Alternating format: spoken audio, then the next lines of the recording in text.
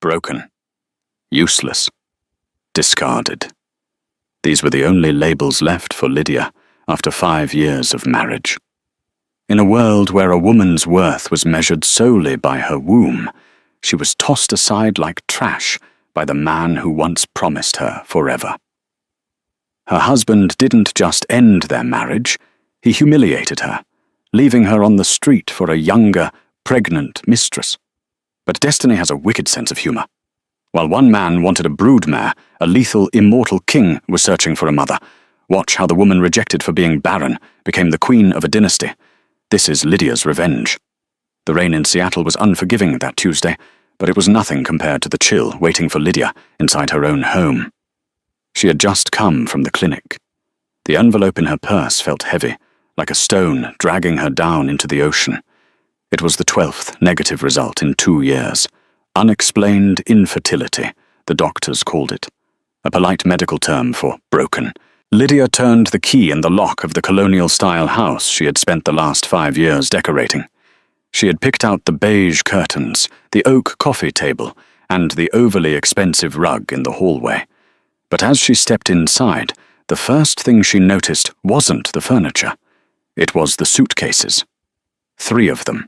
Large, red, and sitting by the door. "Richard?" she called out, her voice trembling slightly. Richard walked out of the kitchen. He was a handsome man in that corporate, polished way, hair perfectly gelled, wearing a navy sweater she had bought him for Christmas. He held a glass of scotch, though it was barely noon. He didn't look at her eyes. He looked at the suitcases. "I think you know what this is, Lydia," he said. His voice was calm, terrifyingly calm. I just got back from Dr. Ares," Lydia stammered, clutching her purse.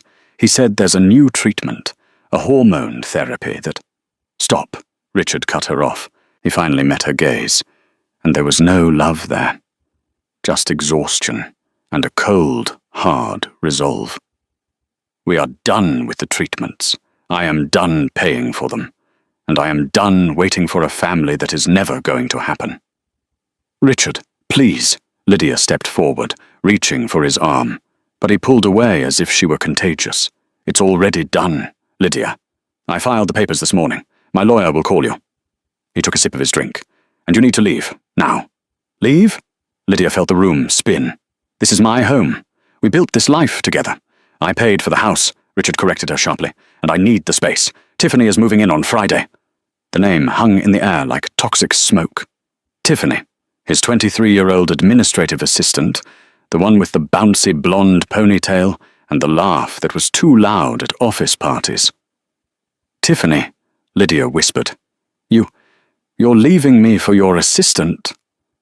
Richard set his glass down on the side table. He reached into his pocket and pulled out a folded ultrasound image. He tossed it onto the table between them. It landed face up, a grainy, black and white, bean shape. "She's 12 weeks along, Lydia. It's a boy." The silence that followed was deafening. Lydia looked at the photo, then at the husband who had sworn in sickness and in health 5 years ago. He wasn't leaving her because he didn't love her. He was leaving her because she was a malfunctioning machine. He had found a replacement that worked. "You're a monster," she breathed. "I'm a man who wants a legacy," Richard sneered, his mask of civility slipping. "You're 32 years old, Lydia. You're dried up. You're barren. You have no purpose in this marriage anymore. I'm doing you a favor. Go find some other man to pity you." He walked to the door and opened it, letting the cold rain spray into the hallway. "Take the bags. The Uber is already paid for. It's taking you to your sister's." "My sister lives in a studio apartment." "She hates me," Lydia said, tears finally spilling over. "Not my problem," Richard said. He grabbed the handle of the nearest suitcase and shoved it onto the porch. "Get out." Lydia stood on the porch of the house she had loved, watching the door slam shut in her face. The sound echoed like a gunshot.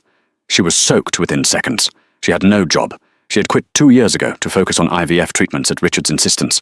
She had no savings, and now she had no name. She was just the barren ex-wife. The next 3 months were a blur of humiliation. Her sister, Brenda, let her sleep on the couch for 2 weeks before kicking her out, saying Lydia's depression was bringing down the vibe. Lydia moved into a cheap motel on the outskirts of the city, using the meager settlement money Richard had thrown at her to keep her quiet. She applied for jobs, but the gap in her resume was a red flag. She worked shifts at a diner, her feet aching, serving families who had what she could never have. Every time she saw a baby in a high chair, her chest felt hollowed out.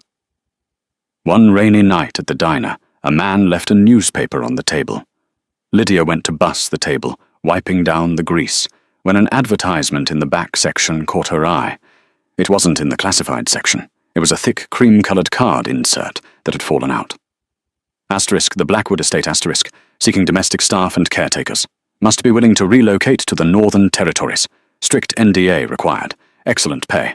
Room and board included. Preference given to those with patience and a nurturing spirit. It was vague. It sounded like one of those scams where they ship you off to Alaska to gut fish. But room and board included was the lifeline Lydia needed.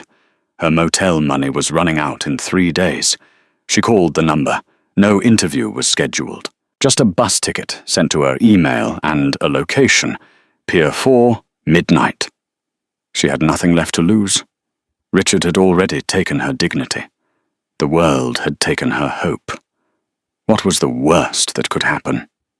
Lydia packed her one remaining suitcase and boarded the bus. She didn't know she was heading straight into the heart of a kingdom that humans weren't supposed to know existed. She didn't know she was travelling to the lair of Silas Vane, the vampire king.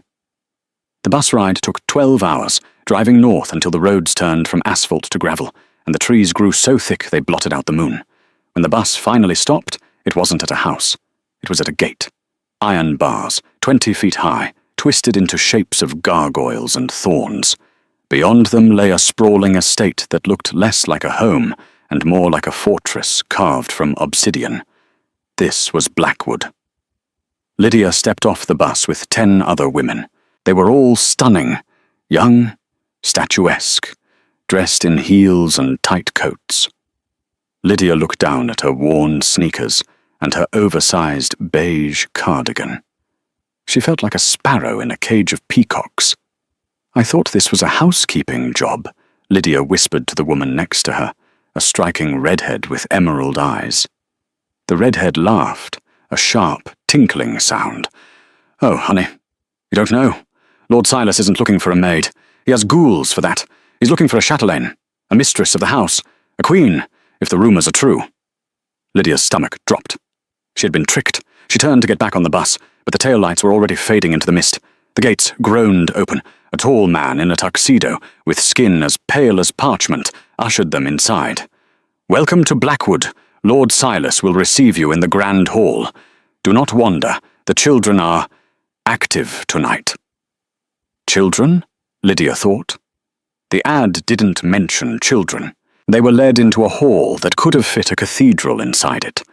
Chandeliers made of real crystal dripped light onto the marble floor. At the far end, on a dais, sat a throne of black velvet, and on it sat Silas.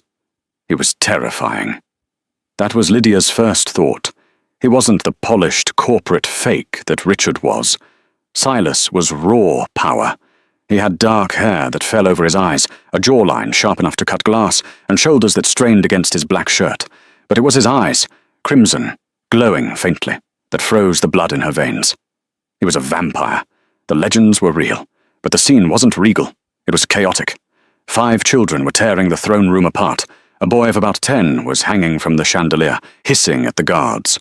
Twin girls, maybe 6 years old, were playing tug-of-war with a priceless tapestry. A toddler was sitting at the foot of the throne, chewing on what looked like a golden scepter, and a baby, a tiny infant, was screaming in Silas's arms. The vampire king looked exhausted. He looked like a man who had conquered armies, but was currently losing the war against fatherhood. "Line up!" the pale butler shouted. The women smoothed their dresses, puffing out their chests, trying to look seductive. Lydia just wanted to hide behind a pillar. Silas stood up, the screaming baby in the crook of his arm. He looked at the women with disdain. "My wife. Died, he said, his voice a low rumble that vibrated in Lydia's chest. She left me with 5 heirs and a kingdom to run. I do not need a bed warmer. I do not need a gold digger. I need someone who can handle them.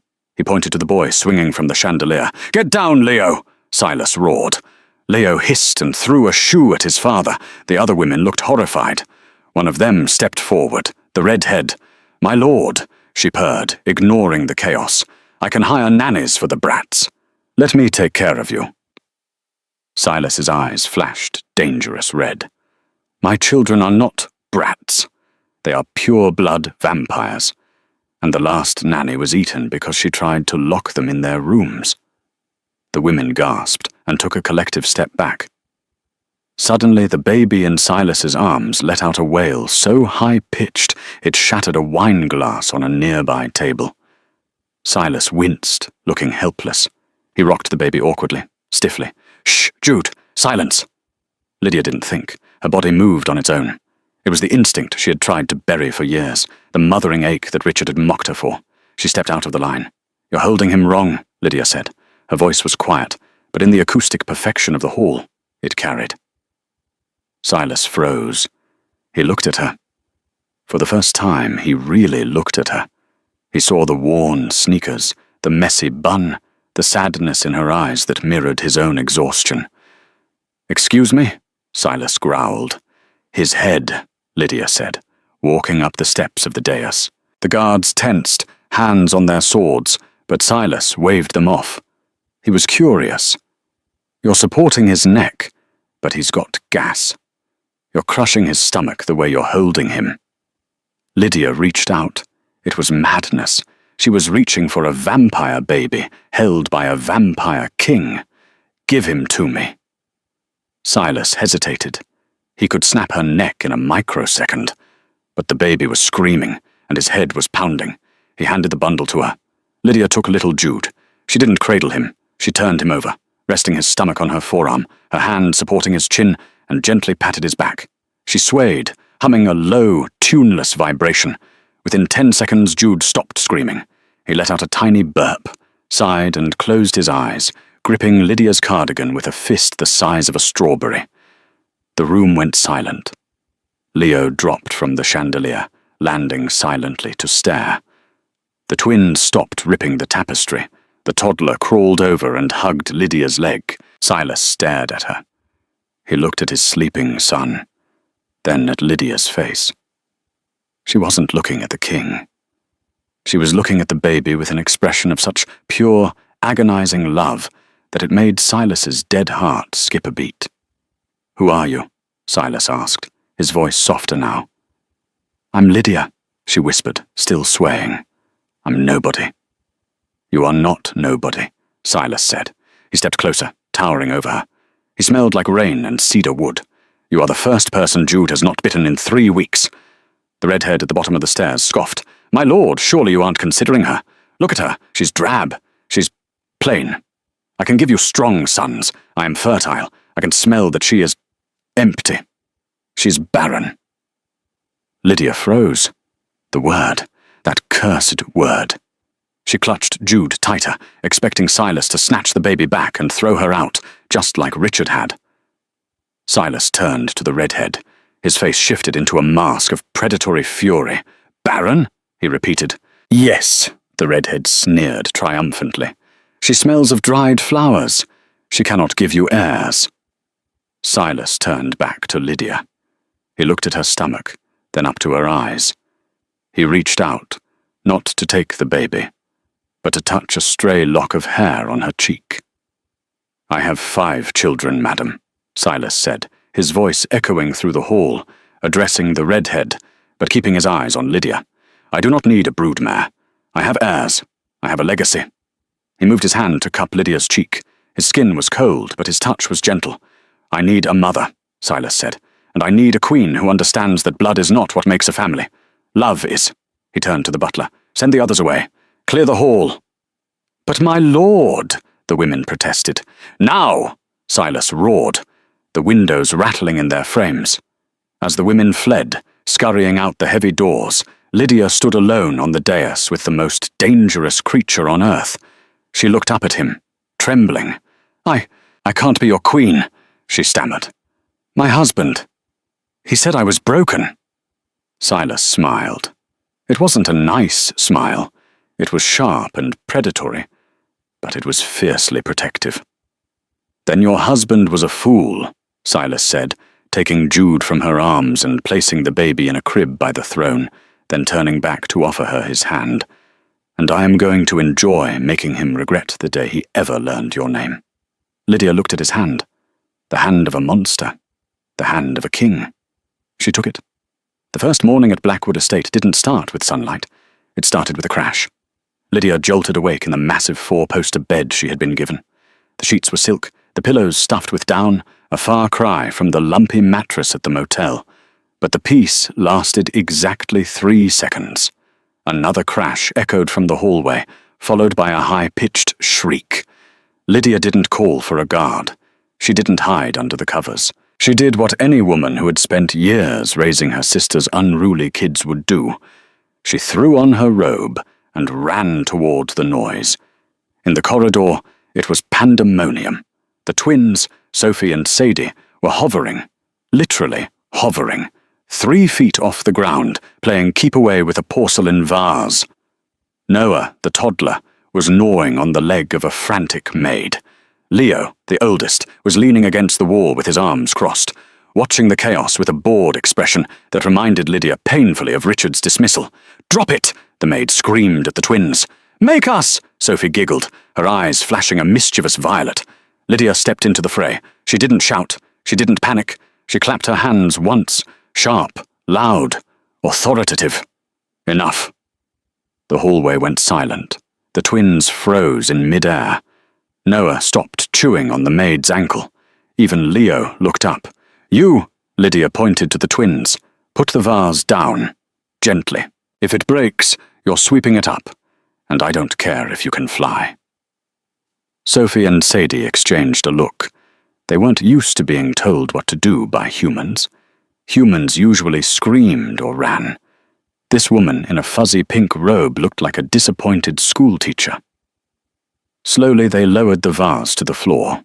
"You," Lydia turned to Noah. She crouched down, meeting his eyes. "Legs are not food. Are you hungry?" Noah blinked, his little fangs retracting slightly. "Yes." "Then go to the kitchen," Lydia said firmly. "And you," she looked at Leo. The 10-year-old glared at her, his jaw set tight. "I don't have to listen to you," Leo spat. "You're just the new pet. Dad will get bored of you in a week." The insult stung, hitting the raw wound Richard had left. Bored of you. Disposable. But Lydia looked at the boy and saw something else beneath the anger. She saw grief. "Maybe," Lydia said softly, standing up. "Maybe he will. But until then, I'm the one making breakfast. So if you want pancakes, I suggest you wash up." Leo scoffed. But when Lydia turned and marched towards the kitchen, he followed. The kitchen staff, a mix of nervous humans and silent, pale ghouls, watched in awe as Lydia took over. She didn't ask permission. She found the flour, the eggs, and the secret stash of chocolate chips. She made pancakes, stacks of them, but she added a twist. For the twins and Leo, she whisked a small amount of the red, iron-rich supplement the butler, Arthur, provided into the syrup. "Crimson syrup," she called it. When Silas walked into the dining room an hour later, he stopped dead in his tracks. Usually breakfast was a war zone. Food thrown, blood spilled, tantrums thrown. Today it was quiet. Sophie and Sadie were eating pancakes, their faces sticky with red syrup. Noah was in a high chair, happily banging a spoon. And Leo, his sullen son who hadn't spoken a civil word in a year, was actually eating. Lydia was standing by the window, holding baby Jude. She was rocking him, whispering a story about a little bear who lost his way. Silas felt a strange sensation in his chest. His heart, which beat only once every few minutes, gave a violent thud. "You survived the morning," Silas said, stepping into the room. Lydia turned. She looked tired, her hair messy, flour on her cheek. To Silas, she looked breathtaking. "They aren't bad kids, Silas," Lydia said, using his name without the honorifics everyone else used. "They're just bored and lonely." Silas stiffened. They are princes and princesses of the Night Realm. They are not lonely. They have no mother, Lydia said, her voice dropping, and their father is a king first and a dad second. The room went icy cold. The guards reached for their weapons. No one spoke to the vampire king like that. Silas walked up to her, looming over her small frame. Careful, Lydia. You are here because you are useful. Do not mistake my patience for weakness. Lydia didn't flinch. She had faced a husband who told her she was worthless to her face. A vampire posturing didn't scare her anymore. And you are a father, Lydia countered, shifting Jude to her other hip. So stop acting like a statue and tell your son his drawing is good. She nodded toward the table where Leo had been sketching on a napkin. Leo quickly tried to hide it, but Silas moved with supernatural speed. He snatched the napkin. It was a drawing of the castle, dark and brooding. But in the window, Leo had drawn a small stick-figure family. Silas looked at the drawing. He looked at Leo, who was staring at his plate, waiting to be criticized. The perspective is accurate, Silas said awkwardly. He looked at Lydia, who raised an eyebrow, silently urging him to do better. Silas cleared his throat. It is excellent, Leo. Leo's head snapped up. A tiny, tentative smile tugged at the corner of his mouth. Really? Yes, Silas said. He placed the napkin down gently. Frame it. The tension in the room broke. For the first time in centuries, the breakfast table at Blackwood felt like a home. But outside the gates, the human world was not done with Lydia. 3 weeks later, Seattle. Richard sat in the VIP booth of the Sapphire Lounge, the most expensive club in the city. He was swirling a glass of whiskey, looking at the bill for the baby shower Tiffany was planning. $30,000 for balloons and a chocolate fountain? Richard grumbled. Jesus, Tiff. Tiffany, glowing with pregnancy and draped in designer silk, rolled her eyes. It's our first baby, Richie. You want people to think we're poor. Besides, the baby needs to be celebrated. Unlike... She trailed off, a cruel smirk playing on her lips. Unlike that barren waste of space you used to be married to. Richard chuckled darkly. Don't bring her up. I'm just glad she's gone. I heard she moved to a motel, probably cleaning toilets by now.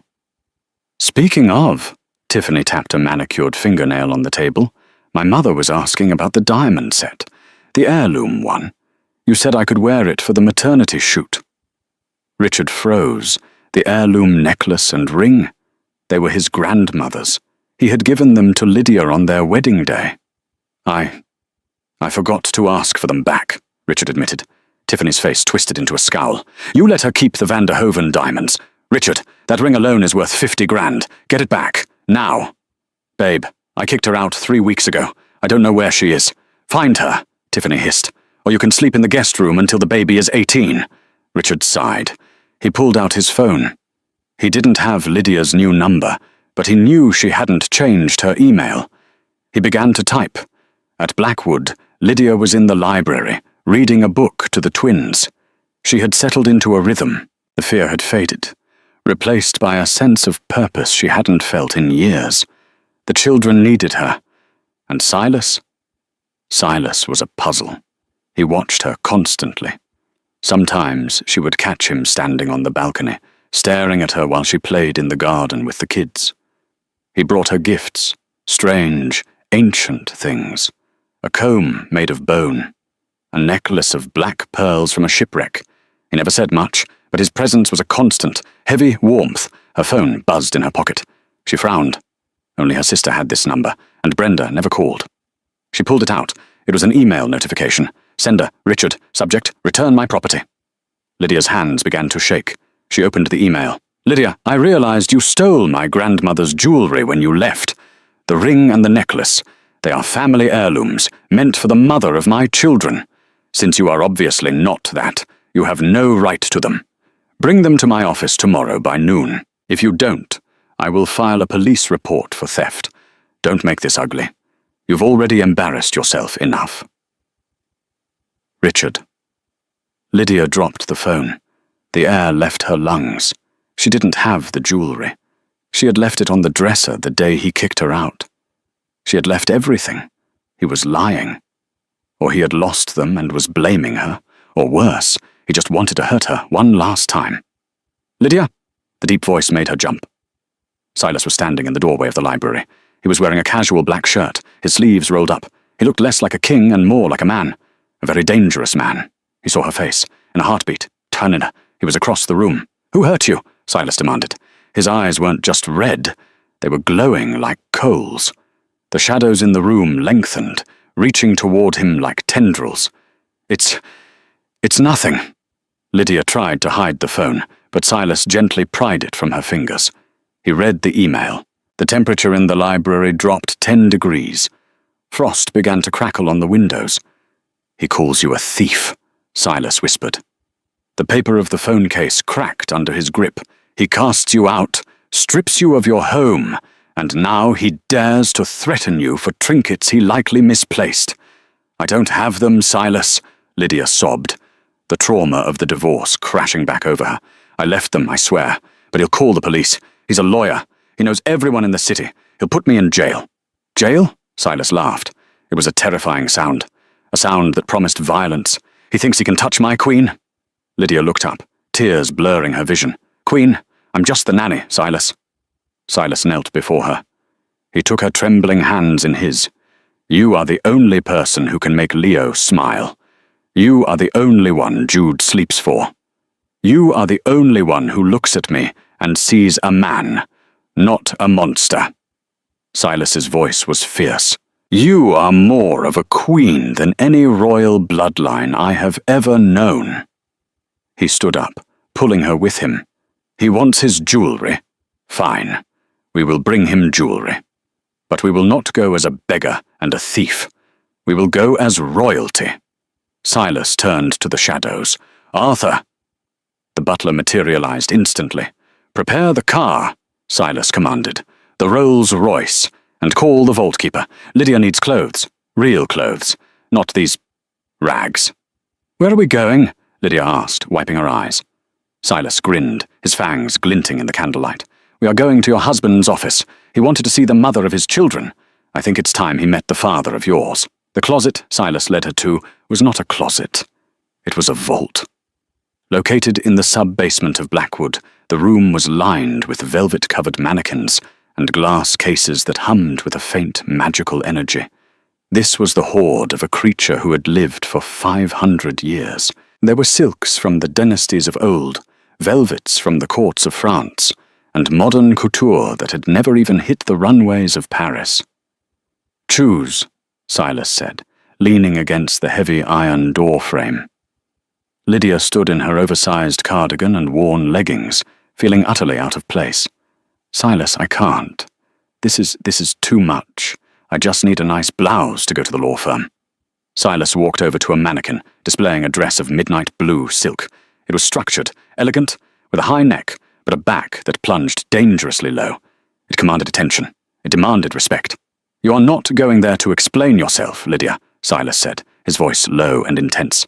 "You are going there to crush him. Humans like your husband understand one language: status. If you walk in there looking like a victim, he will treat you like one." He picked up the dress and held it out to her. "Put this on. And this." He reached into a glass case and pulled out a necklace. It wasn't delicate. It was a choker of platinum, set with sapphires so dark they looked almost black. The tears of the night, a relic from his own coronation centuries ago. Lydia took the silk. For the first time in months, a spark of anger ignited in her chest. Silas was right. Richard had thrown her away because he deemed her worthless. He had replaced her with Tiffany because she was shiny and new. She went behind the privacy screen. When she emerged 10 minutes later, Silas stopped breathing. The dress fit her like a second skin, accentuating curves she had hidden under baggy clothes for years. Her hair, usually in a messy bun, fell in soft, dark waves around her shoulders, but it was her eyes that had changed. The sadness was still there, but it was hardened now, like steel tempered in fire. She looked royal. "Well?" Lydia asked, nervously touching the sapphire choker. Silas stepped forward. He didn't touch her, but the air between them crackled. "Richard is a fool," he murmured, "and today the whole world will know it." They didn't take a taxi. They took the Beast, a custom armored Rolls-Royce Phantom, pitch black with tinted windows that were completely opaque. The drive into downtown Seattle was silent. Lydia watched the city pass by, the coffee shops she used to visit, the parks where she used to cry watching other mothers push strollers. It all felt like a different life, a smaller life. When the car pulled up to the glass-fronted skyscraper of Sterling and Lockhart, Richard's law firm, heads turned. Pedestrians stopped. The sheer presence of the vehicle was intimidating. The driver, a gargoyle glamoured to look like a burly human chauffeur, opened the door. Silas stepped out first. He wore a bespoke charcoal suit that cost more than Richard's car. He adjusted his cufflinks, scanned the perimeter with predatory eyes, and then extended a hand into the car. Lydia took it. She stepped onto the pavement. The wind caught her hair. She stood tall, the sapphires at her throat glinting in the cold sunlight. "Ready?" Silas asked. Lydia looked up at the skyscraper where her ex-husband sat, likely laughing with his mistress. She squeezed Silas's hand. "Ready?" The reception area of Sterling and Lockhart was designed to intimidate. It was all chrome, glass, and aggressive modern art. The receptionist, a woman named Karen, who had always looked down on Lydia during office parties, was typing furiously. The doors slid open. Lydia and Silas walked in. The click of Lydia's heels on the marble floor echoed like gunshots. Karen didn't look up. "Do you have an appointment? Mr. Sterling is fully booked until—" She looked up. Her jaw dropped. "Hello, Karen," Lydia said. Her voice was cool, level. "Lydia?" Karen blinked, her eyes darting from Lydia's face to the sapphires, then to the terrifyingly handsome man standing beside her. You have an appointment?" "Tell Richard I'm here," Lydia said. "Tell him I brought the thief he was looking for." Karen scrambled for the phone. "Mr. Sterling! Your ex-wife is here." "Yes, no, she's not. She's not alone." Moments later, the double doors to the conference room swung open. Richard stormed out. He looked flushed, angry, and slightly disheveled. Tiffany was right behind him, waddling slightly, one hand protectively and performatively on her baby bump. "Lydia!" Richard barked, marching across the lobby. "I told you to come to my office quietly, not make a scene in the—" He stopped. He was 10 feet away when the reality of what he was seeing hit him. He expected the Lydia he had kicked out. Puffy eyes, stained sweatpants, desperate. He was facing a woman who looked like she owned the building, and beside her stood a man who looked like he could burn the building down with a thought. "Who is this?" Richard demanded, though his voice wavered. He looked at Silas, instinctively puffing out his chest, trying to assert dominance. It was like a poodle growling at a wolf. "I am the man who is currently wondering why you're still breathing," Silas said calmly. "Excuse me?" Richard sputtered. "Security."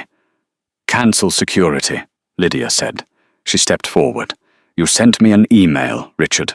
You accused me of stealing your grandmother's jewelry." Richard's face reddened. Well, it's missing, and you were the last one in the bedroom. Hand it over, and maybe I won't press charges." Tiffany piped up, peering over Richard's shoulder. She looked at Lydia's dress with naked envy. "Yeah, give it back. It's for my maternity shoot.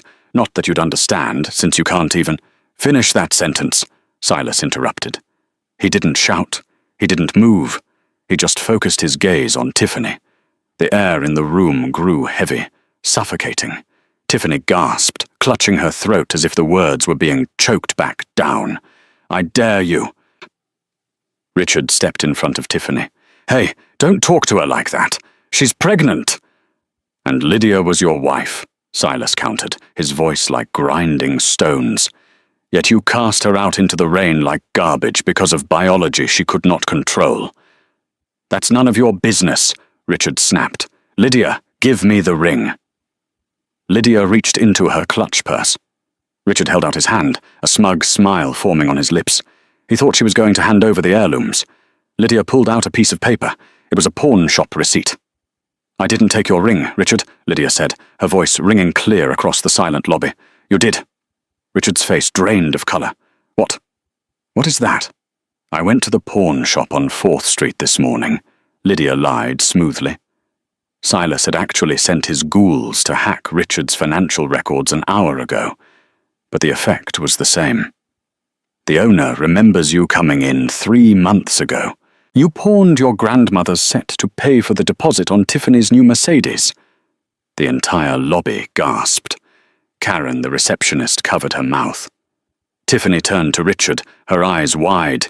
You sold the heirlooms? You told me she stole them." I was going to get them back," Richard stammered, sweat beading on his forehead. "Cash flow was tight, Tiff. The divorce lawyer, the house. I just needed a bridge loan." "So you blamed me," Lydia said. She took a step closer. "You threatened to send me to jail. You tried to destroy the little bit of dignity I had left, just to cover your own lies." "Lydia, please," Richard hissed, looking around at his employees who were all watching. "Let's discuss this in my office. Private." "No," Lydia said. "We're done." She turned to leave. "Wait." Richard grabbed her arm. It was a reflex, a mistake. Before Lydia could flinch, Silas moved. He didn't strike Richard. He simply caught Richard's wrist. Only Silas squeezed.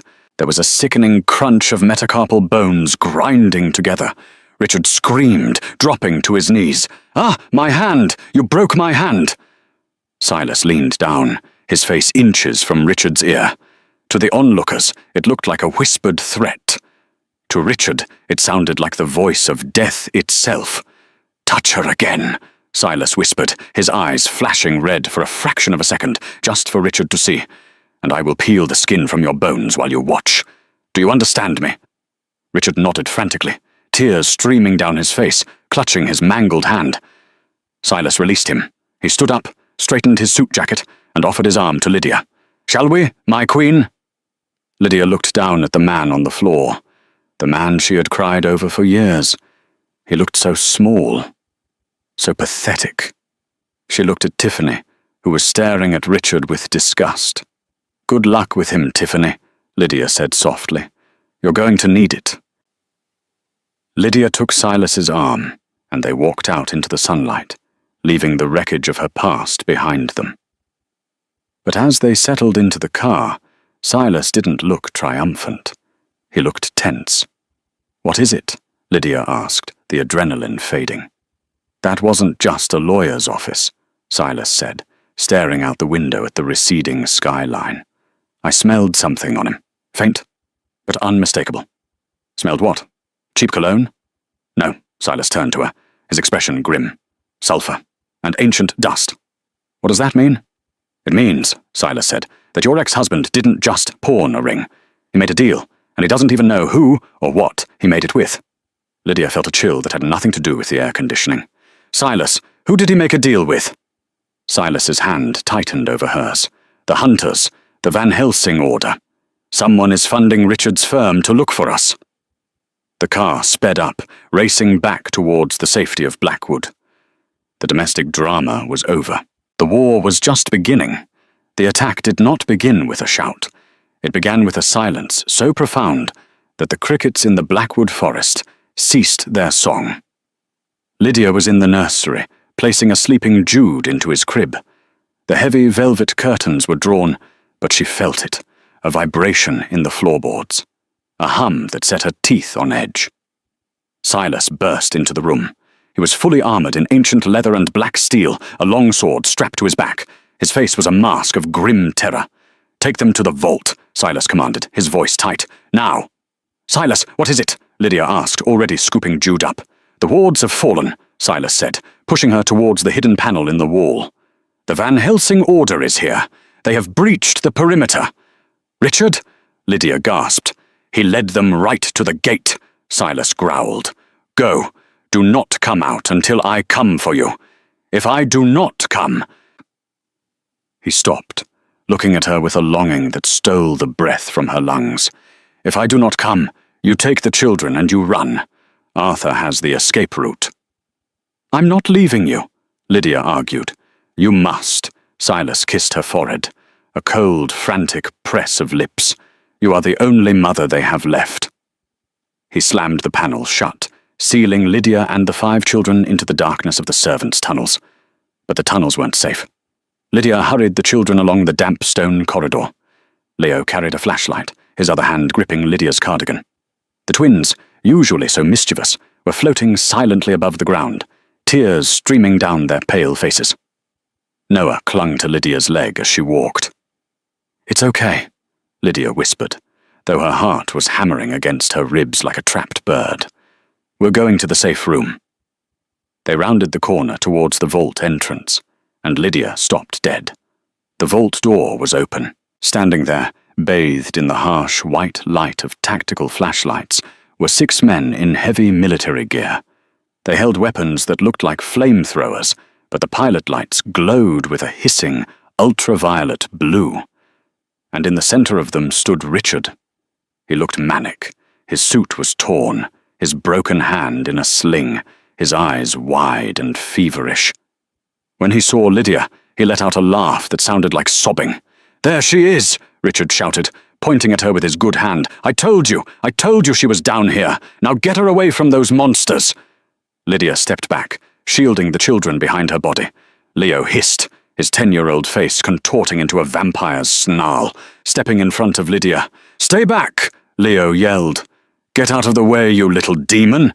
Richard sneered, stepping forward. "Lydia, come here. It's over. I brought the professionals. They're going to scrub this place clean. We can go home.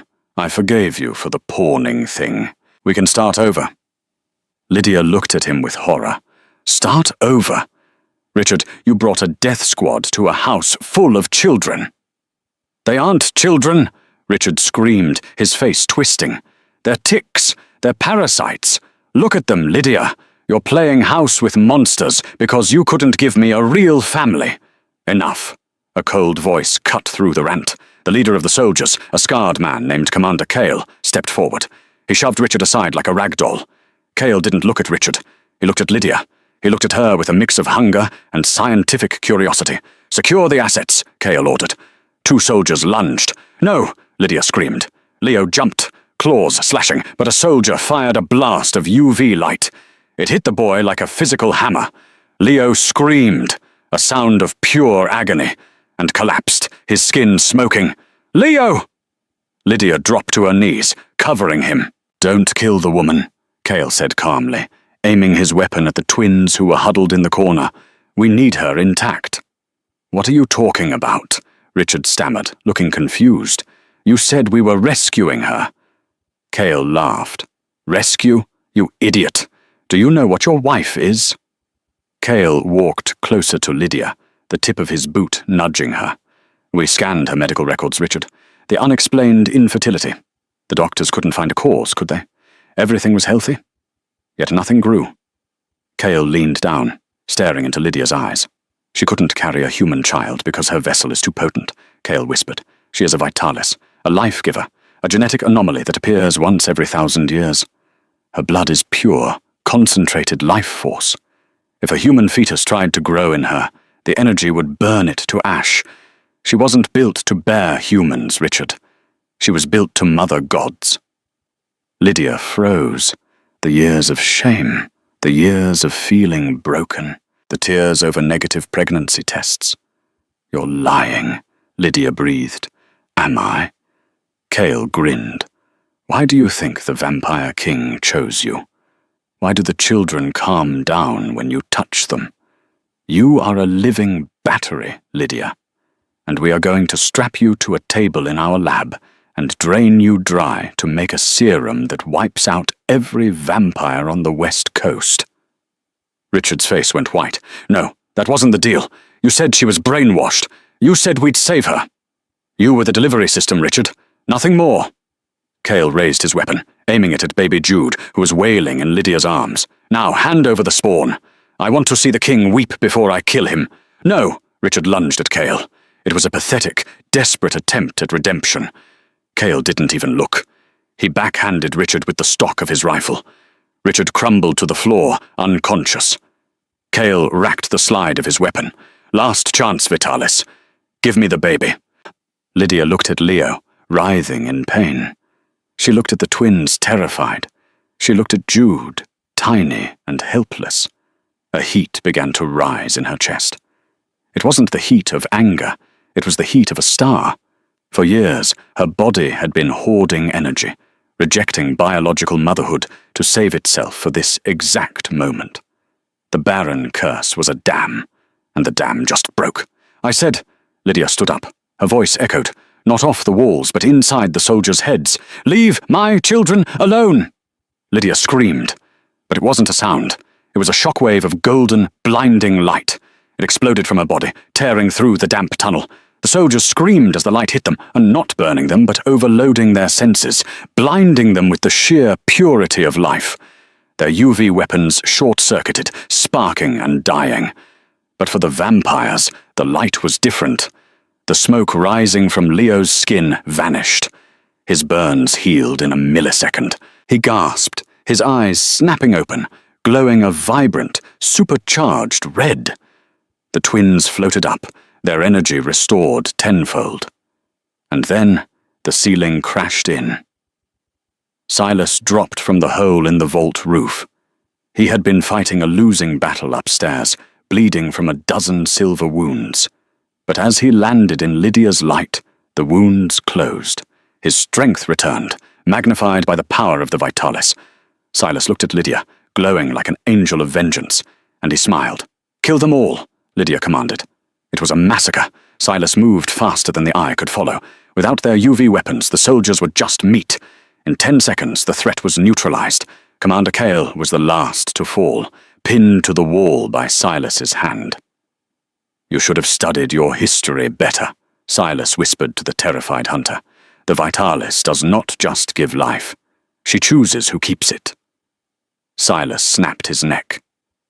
Silence returned to the tunnel. The golden glow faded from Lydia's skin, leaving her exhausted. Her knees buckled. Silas caught her before she hit the floor. "I got you," he whispered, cradling her against his chest.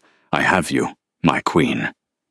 "The kids," Lydia murmured, "are safe," Leo said, standing over them. He looked at Lydia with awe. You fixed me." Lydia smiled weakly. She looked over at the corner, where a figure was stirring. Richard groaned, sitting up. He looked around at the broken bodies of the soldiers, then at the vampire standing untouched. His gaze landed on Lydia. She looked majestic. Even in her exhaustion, there was a power radiating from her that terrified him. "Lydia," Richard croaked. "Lydia, please. I didn't know." Silas moved to kill him, his claws extended. "No," Lydia said. She pulled herself up, leaning on Silas. She walked over to her ex-husband. She looked down at him. He was small. He was petty. He was human in the worst possible way. "You cast me out because I couldn't give you a legacy," Lydia said, her voice steady. "But you were the one who was empty, Richard. You have no loyalty. You have no honor. You have nothing." "Lydia, I can fix this," Richard begged, reaching for her hem. Lydia stepped back. "You can't fix anything. You are going to go back to your mistress and your shallow life. And every time you look at your child, you are going to remember that you traded a queen for a secretary. You are going to remember that you stood in the presence of magic, and you chose to be mundane." She turned to Silas. "Let him go. He's not worth the stain on your floor." Silas nodded to Arthur, who had just arrived with reinforcements. "Throw him out the gate. If he returns, eat him." Richard scrambled away, sobbing, running into the dark woods, escaping with his life but losing his mind. The winter ball at Blackwood Estate was the event of the century for the supernatural world. Werewolf alphas in tuxedos mingled with coven witches in silk. The music was divine. The blood wine flowed freely. On the throne sat King Silas, looking more powerful than ever. But his eyes were fixed on the woman next to him. Lydia wore a crown of black diamonds. She sat with a poise that had taken 3 years to master. On her lap sat a little girl, barely 2 years old. The doctors had said it was impossible. The texts said a Vitalis could not bear children, but the texts had never accounted for the magic of a vampire king mixing with the energy of a life-giver. The little girl, Elara, named after Silas's mother, not the forbidden name, had rosy cheeks and her mother's smile, but when she laughed, her tiny fangs glinted in the light. "She is biting the guests again," Silas murmured, leaning over to kiss Lydia's shoulder.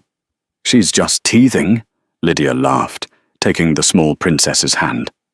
Leo ran past, chasing the twins. He stopped to bow theatrically to Lydia. "Mum, can we go flying?" "After cake," Lydia promised. She looked out over the hall. She thought about the cold rain in Seattle. She thought about the lonely motel room. She thought about the woman who thought her life was over because she didn't fit a man's narrow definition of worth. She wasn't broken. She was just waiting for the right kingdom. Lydia Vane, the vampire queen, smiled at her husband. "I love you." Silas took her hand, kissing the knuckles. "And I you, my life. Long live the queen." Wow, what a journey. From a heartbroken woman kicked out in the rain to the most powerful queen in the supernatural world, Lydia proved that sometimes, when one door closes, a castle gate opens. Richard got to live with his regret, and Lydia got the ultimate revenge, living happily ever after with a king who worships the ground she walks on. I really hope you enjoyed this original story. It took a lot of work to put together this 7-part saga. If you loved Lydia's transformation and that final twist about her bloodline, please destroy that like button. Do you think Richard deserved a worse punishment, or is living with his mistake enough? I read every comment. Don't forget to subscribe and hit the bell icon so you never miss our next story. We have a new series coming next week about a homeless boy who saves a wolf, only to find out he's the lost prince of the Alpha Pack. You don't want to miss it. Thanks for watching.